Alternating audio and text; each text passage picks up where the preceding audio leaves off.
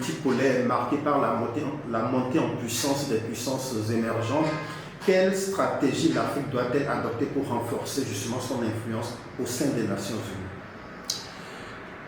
Alors, je crois que à nouveau, le premier élément de mon point de vue, c'est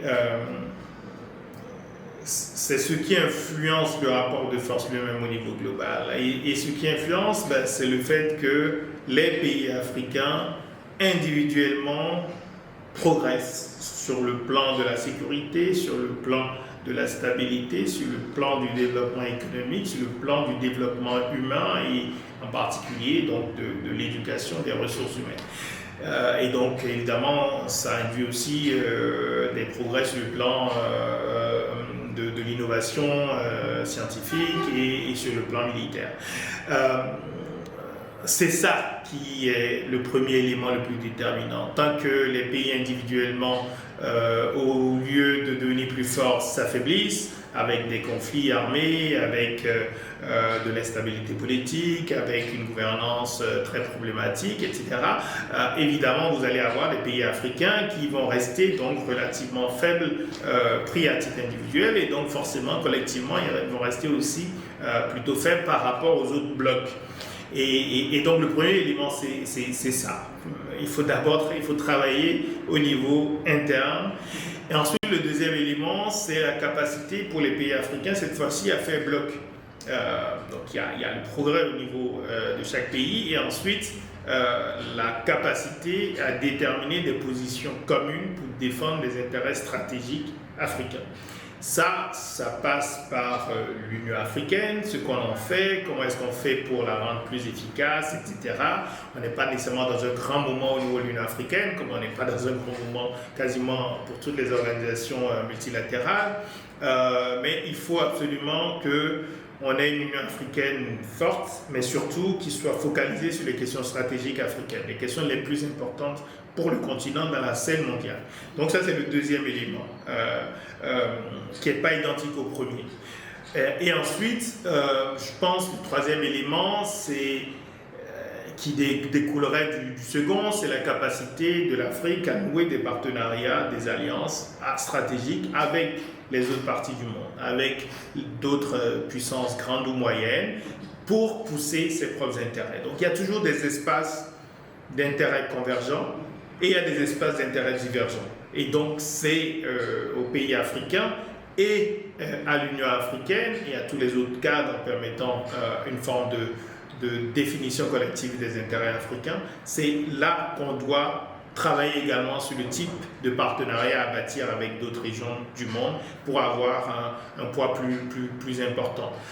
En ayant conscience, et parce que ça aussi on le voit, on a souvent un peu l'impression qu'on est toujours dans une forme de tête-à-tête liée à la colonisation évidemment que l'Afrique a connue, tête-à-tête entre l'Afrique et l'Occident, on va dire, et on oublie que les autres puissances, la Chine, l'Inde à venir, le Brésil et tous les autres, oui, ils sont évidemment, ils défendent autant que les autres leurs intérêts et c'est légitime.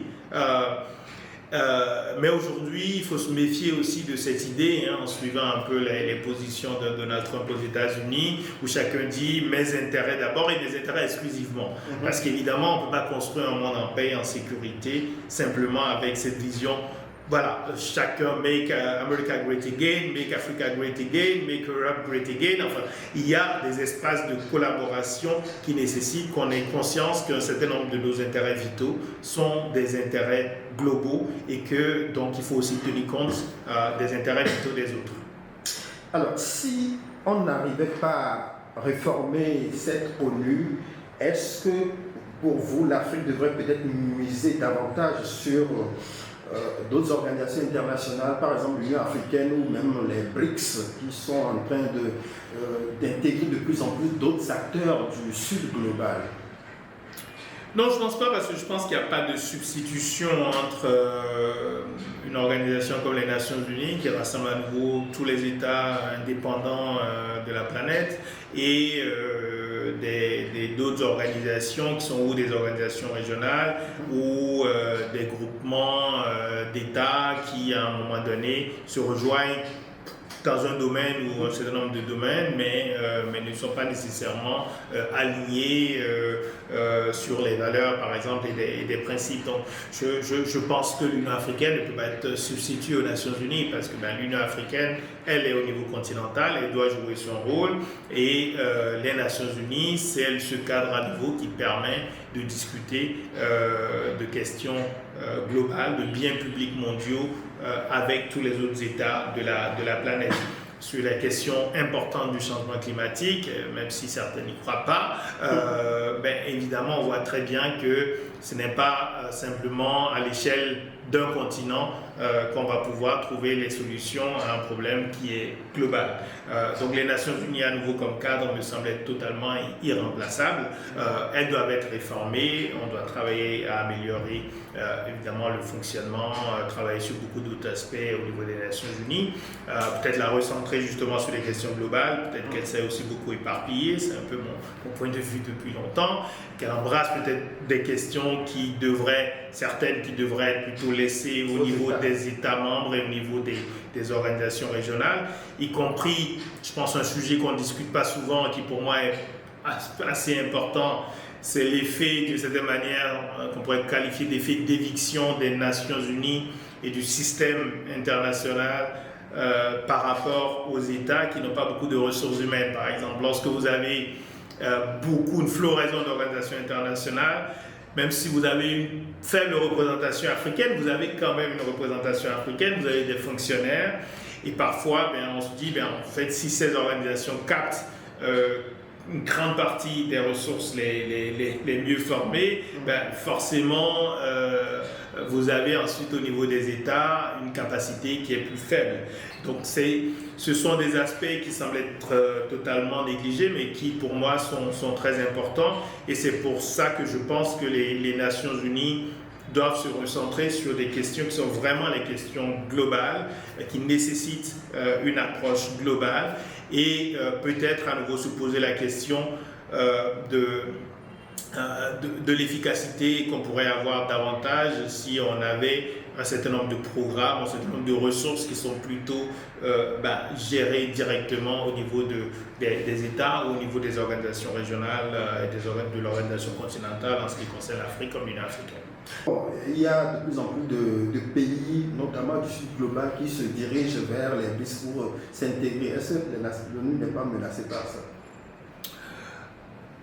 À nouveau, je ne pense pas, parce que déjà en termes de cadre, on ne parle pas du tout du même nombre. Les Nations Unies, à nouveau, c'est 193 États membres, donc c'est à peu près tout le monde. Les BRICS, alors je n'ai plus le chiffre en tête après l'expansion des BRICS, mais ça reste quand même beaucoup plus petit comme cadre.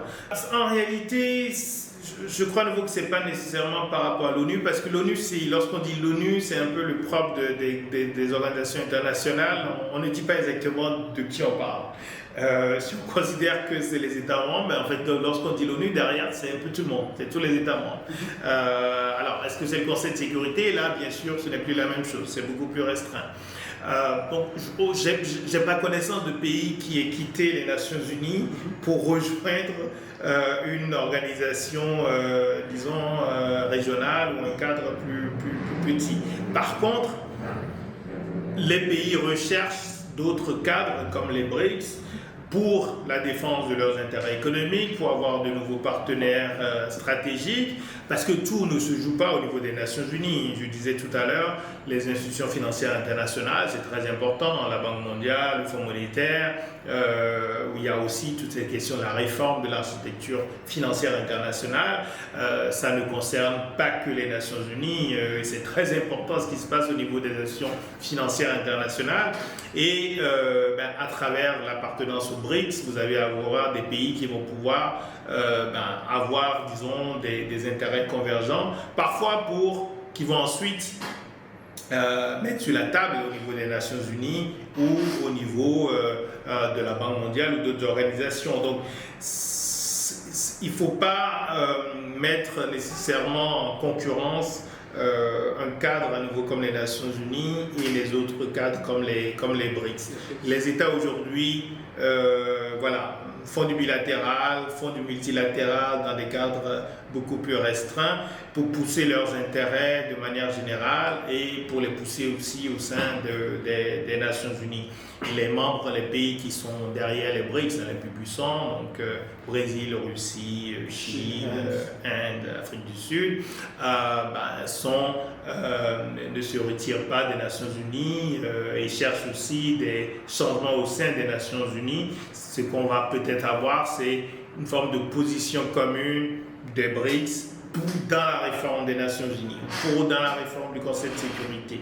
Mais on voit bien qu'à nouveau, ce n'est pas une opposition, c'est se servir d'alliance avec un certain nombre d'États pour obtenir des choses dans tous les autres cadres qui sont disponibles. Alors, vous n'avez pas parfois le sentiment que l'ONU s'occupe bien davantage d'autres contrées du monde que de l'Afrique? Bon, quand on prend par exemple Gaza, oui, avant Gaza, en RDC, il y a des problèmes, maintenant au Soudan, il y a des problèmes, mais on a le sentiment que ces problèmes africains sont moins publicisés au sein de cette instance internationale. Je ne sais pas si c'est un reproche qu'on peut faire aux Nations Unies. Je pense que c'est un reproche qu'on peut faire peut-être de manière globale déjà aux médias qui sont quand même en réalité un élément important de ce qu'on voit, de ce qu'on considère comme étant une crise ou la crise la plus importante à un moment donné. Le Soudan, la République démocratique du Congo, la crise sécuritaire au Sahel. C'est sûr qu'il y a beaucoup de conflits, de situations dramatiques en Afrique qui sont moins présentes dans les médias dits internationaux, disons les plus puissants en termes de relais que la situation en Ukraine ou la situation à Gaza. Mais à nouveau, je ne pense pas que ce soit au niveau des Nations Unies qu'on ait ce déséquilibre. Aux Nations Unies, précisément, vous avez au moins ce cadre qui permet déjà, à l'occasion des assemblées générales, même s'il y a un côté un peu théâtral, mais il y a tous les États qui ont cette occasion de venir s'exprimer et d'exprimer parfois des points de vue tout à fait différents d'autres. Et ça permet de placer tous les conflits, tous les problèmes quand même dans le débat. Et vous avez aux Nations Unies toutes ces organisations qui s'occupent des réfugiés, qui s'occupent des situations, des crises humanitaires. Et ce sont ces organisations qui rappellent généralement aussi justement les crises dites oubliées ou négligées. Donc je crois encore qu'il faut toujours se poser la question de la situation dans laquelle on serait s'il n'y avait pas les Nations Unies, s'il n'y avait pas les différentes agences. Est-ce que les crises africaines, les conflits africains seraient encore plus ignorés ou est-ce qu'ils seraient moins ignorés? Je crois qu'ils seraient encore plus ignorés parce qu'à nouveau, on n'aurait simplement que l'intérêt des grandes puissances et des canaux d'information les plus importants. Qui va nécessairement, quel média international, privé, va nécessairement s'intéresser beaucoup à ce qui se passe au Soudan, par exemple.